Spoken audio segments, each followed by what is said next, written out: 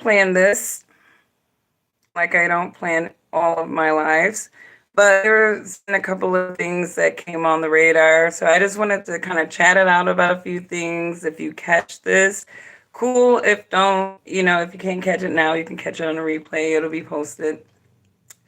So, man, I think you've seen a lot of committed YouTubers sending their condolences, spreading their hate, you know, about the passing of Kevin Samuels. It's interesting. When I first caught on to Kevin Samuels, the first video I saw was of him dissing this, woman.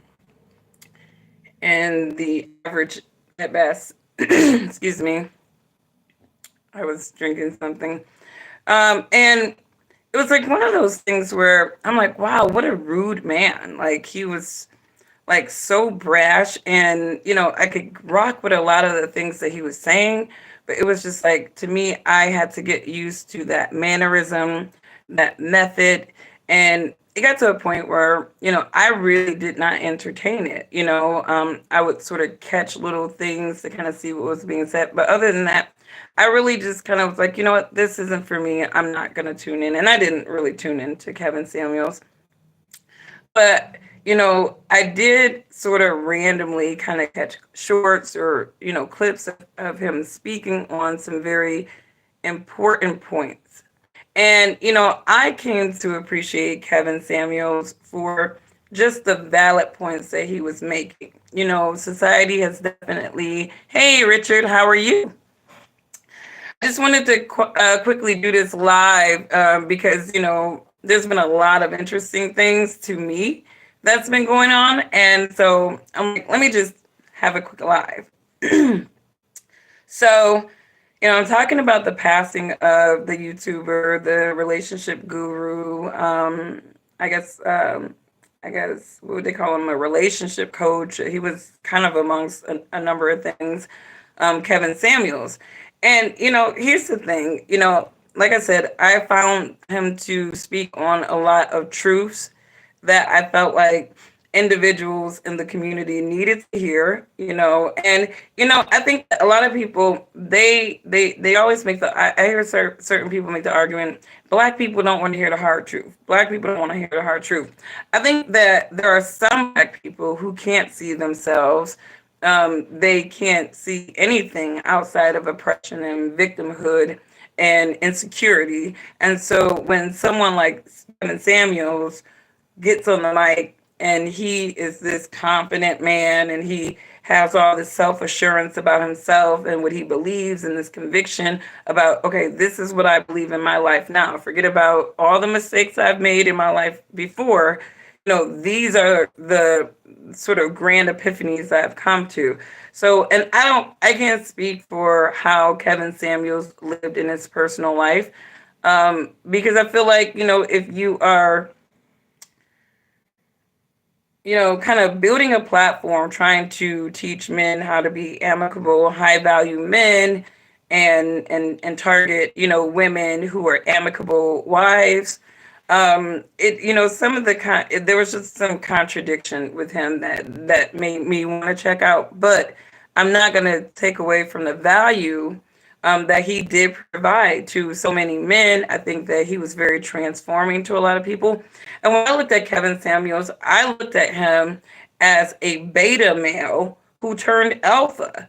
And, I think that Kevin Samuels was like the perfect example of a beta type man who can gain confidence, gain some conviction, understand what his value is, put it out there in the world, and get other people to buy into that value. And he alphaed up. He alphaed up, And I think that was, to me, the overall message with Kevin Samuels, is that you can be a beta man in your feelings, in your beta male personality, stuck in your mindset, addicted to oppression and all kinds of other stuff.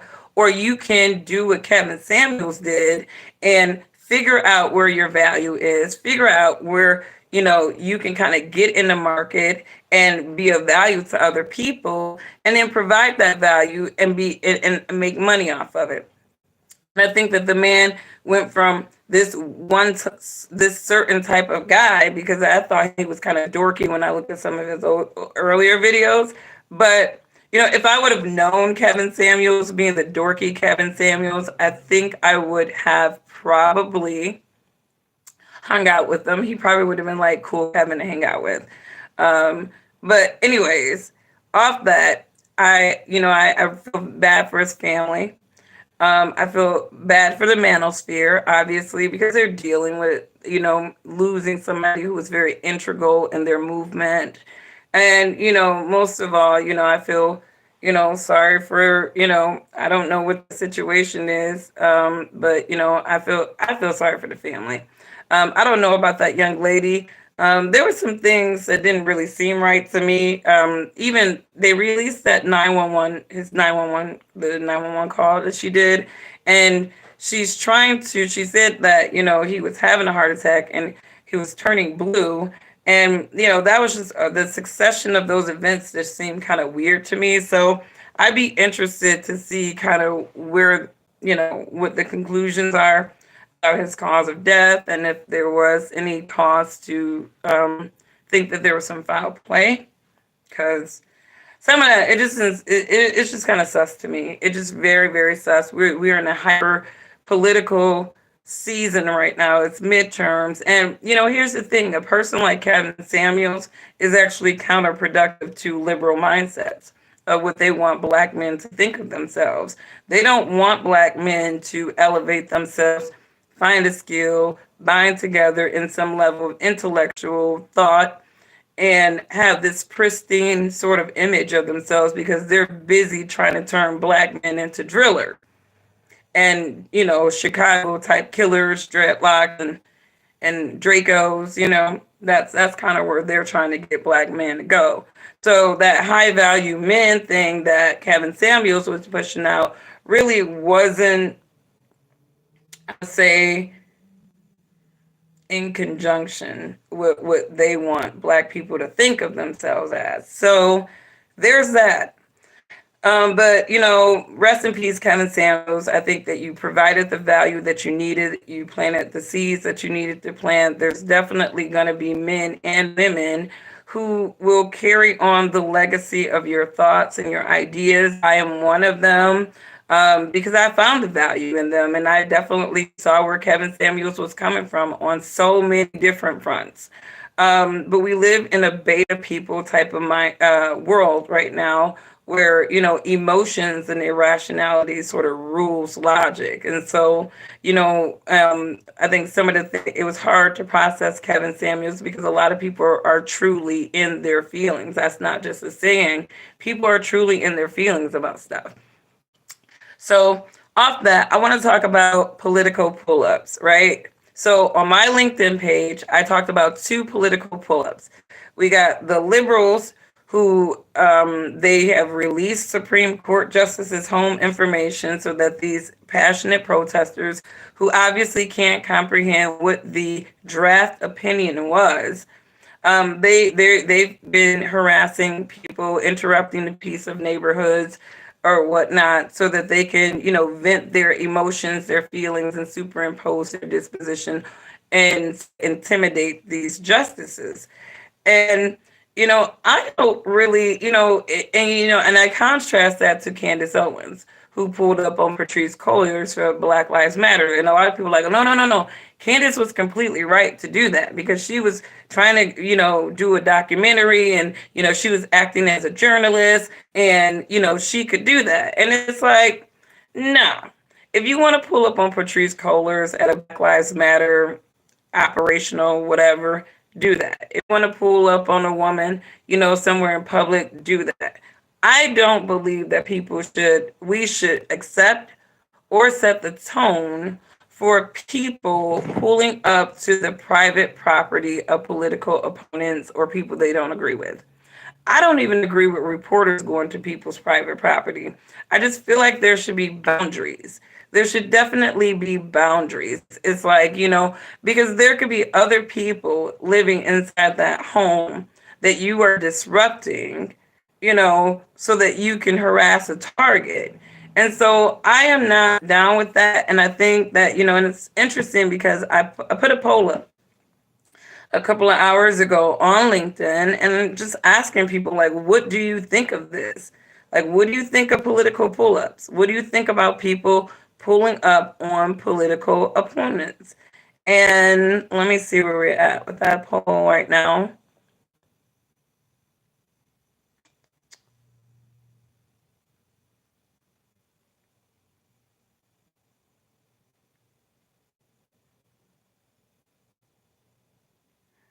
Sorry. My mouth I can control, but my face I cannot.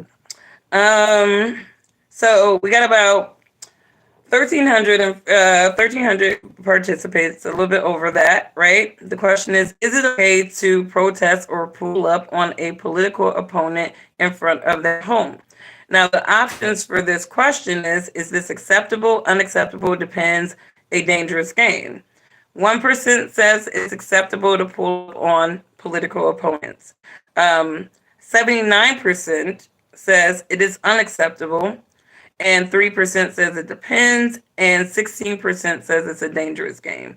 So you can see that there are more people who are discouraged from this practice and really don't want to see this practice be a trend than there are people who do. And people make all kinds of different arguments all over the galaxy. We're protesting, it's peaceful, it's this, and it's just great for me. It's great when you start. It's one thing to go to that person's place of work because that is where their influence lie, at their place of work. But you're going to go to their home and antagonize their home where they lay their head. And I find that's a dangerous game because Patrice Cullors could call her little hounds, find out where Candace Owens lives, and disrupt the peace in her neighborhood. And it's this tit for tat stuff that I have a problem with both liberals and conservatives. It's like conservatives, it's like they play these little petty games where the liberals are doing it. So if they're canceling people, we can cancel people too, right? If they're pulling up on people, we can pull up on people too. And it's like you can absolutely beat somebody at their own game without playing their name game. Reasonable people, real OGs, real people who know how to strategize and reason. They don't have to be so reactive. I'm going to do exactly what you're doing. It's like, well, why are you doing exactly the same thing that they're doing and you have a problem with it? So I don't care if you're a journalist. It's like, I don't feel like people should be pulling up on people's private property at all. At all. Like, I don't care what you're trying to do. You were not invited. Try to get that interview some kind of way. Try to get her in a public square.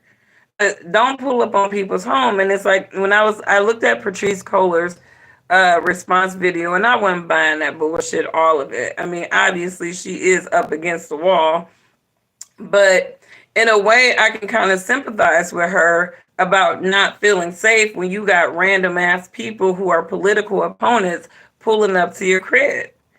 So, I mean, I don't, think that she was completely not feeling safe because I wouldn't feel safe if somebody just pull up on my stuff. If anything, I'd be going out and getting ammo.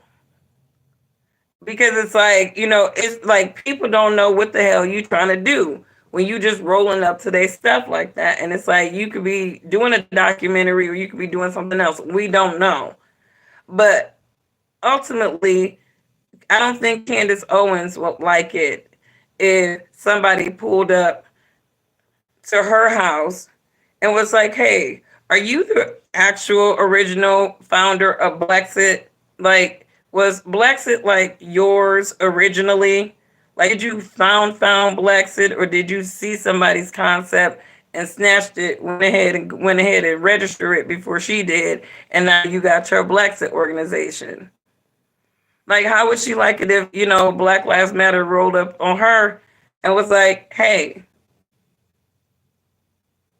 was that an original concept or did you steal it?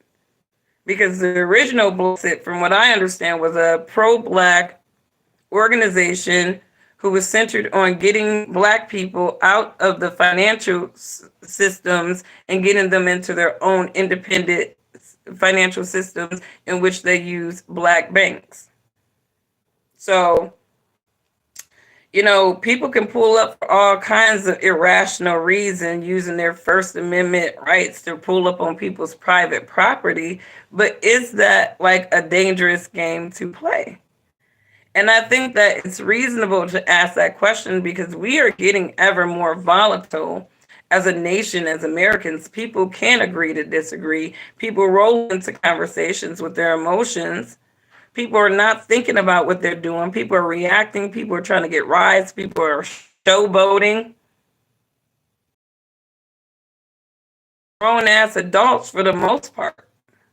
So I want you guys to think about this because I really, some, like some not gonna meet you at your level. My last thought is for these abortion, right? And somebody told me like, oh, people discuss that we don't talk about women's mental health after they have abortion. Like guys don't have to, if they don't let what happen to kind of be responsible. You're dealing with adoptions as a woman, with mayor for 8 weeks, economically, which was stood my ground. But I feel that, whatever guy I choose to be my husband, I to him. If think that is fair, you know what I mean? If you don't want to marry a woman, if you have no intentions of being with her, this isn't going anywhere. Figuring myself out, so that the woman and to take precautions. There should have kids with me. You have the rest on game, making sure at all times about preventing pregnancies more. And I really feel like the abortion. I'm sorry, like the normal StreamYard, so every time you post a comment, so I will apologize. I'm just saying, just like celibacy is like every time Dick and Harry to touch you. Like I feel like so body and about your sexual activity to even get to making the decision of having an abortion. You can cover yourself, cover my by not having to make that choice for yourself. So, and being wise and being you'd be surprised, how you can avoid, the obvious. So my allergies going on, guys. Like every time stuff starts growing, like everything, like I know I. Oh, there it goes. I'm back live. If you want to make sense of this argument and you do truly believe in democracy, right? Because that's all these people are, it's our democracy. Well, in the Republic of America, democracy happens really at the state level, right? Where you get to decide as collective citizens of a state, if abortion will be legal, illegal, if it's going to have restrictions. These things will be in front of the citizens of your respective state. If you live in a state where the consensus of the individuals live in your state say, you know what, we don't want abortions unless it's a true medical risk to the mother. Any other reason for abortion outside of rape or incest or something extenuating, you're going to have to take your ass to another state. And what that's going to do is make a lot of these sexual revolutionized young girls think a little twice. You're going to think twice about being out there sharing your body with every Tom, Dick, and Harry that just want to touch on it. So that's my live. I'm under 30 minutes, and I'm sorry I can't really engage with these comments. I'm really like this is on my phone. So it's different on my computer. I'll do this on my computer next time. I just wanted to just talk about that. Rest in peace, Kevin Samuels. I really, I know you got like, what's that guy's name? The lead attorney.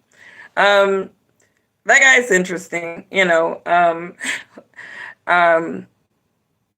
but I'm sure someone else will come up and take the place of and you can't replace Kevin Samuels. You really can't. You can't replace Kevin Samuels because anybody that even comes after Kevin Samuels is going to come off as a replica, and you're not going to really you're going to always feel that Kevin Samuels energy, especially if they start doing Kevin Samuels stuff.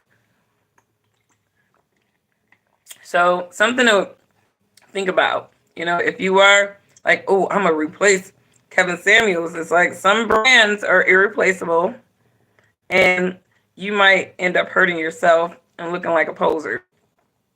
So, and then with the political pull-ups, I don't agree with them. Everybody has their opinions. I'm not here to tell people what to think. I don't want to tell you you should think this or you should think that. What I am here to tell you is that if you come up to my house, I can't guarantee. I cannot guarantee. I've actually been thinking about how to counter any type of protesters that roll up in my house in a nonviolent way. And I'm thinking like I might just go ahead and get those dogs. Cause I know this dude, he got some like all of his dogs, like he only breed like really, really like aggressive dogs. I'm gonna have them right at my property line. Get 3 of them. Kilo, Kaiser, and Kane. I already got their names, but I gotta wait until I get a bigger property because I want my dogs to be free range dogs. Train them on bricks, big diesel dudes. I don't like little dogs. Like I don't like tiny dogs. I like my dogs to really have that attitude and that face. Like I just want a reason to bite you right now. Like just don't touch any of them. Touch any of them. I hear the Belgian Shepherd is like that too. I like those, but I'm not really dealing with that hair. But anyways, you guys, thanks for tuning in, Richard. I'll see you on the next one, and anyone else who's tuned in, thank you. I don't like political pull-ups and the abortion argument. I think that people need to read and comprehend what that opinion says and really understand what the Constitution says, understand the separations of powers, and understand the checks and balances. Get civics back in these schools. Stop trying to teach these kids about race and gender dysphoria and get their asses back in the civics class so they understand what the hell is going on. Seriously, because it don't make no sense that so many grown people don't know human biology and don't know civics. It's a damn shame. You guys have a good one. Bye. Now, how do I stop this? It's still going. Oh, right here.